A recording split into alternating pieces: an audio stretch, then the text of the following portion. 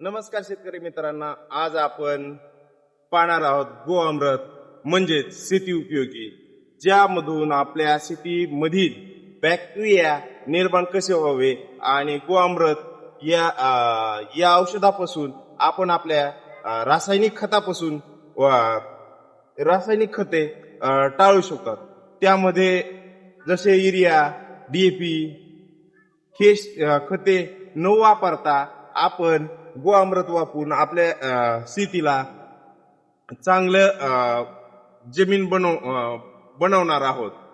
प्रथमतः आपण या बॅनरमध्ये 200 लिटर पाणी घेणार आहोत. त्यानंतर 2 लिटर ताक आणि 2 किलो गूळ आणि त्याचबरोबर गोअमृत 1 लिटर असे या गोअमृताचे मिश्रण आहे. त्यामध्ये सर्वप्रथम आपण यामध्ये गोअमृत टाकूया.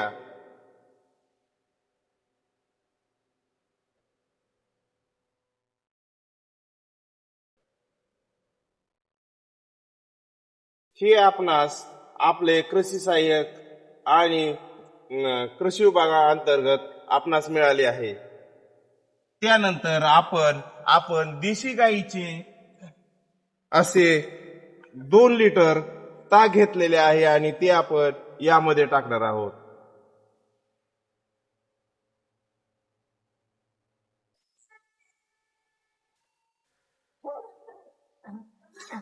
त्यानंतर आपण हा सेंद्रिय पद्धतीचा गूळ यामध्ये टाकणार आहोत.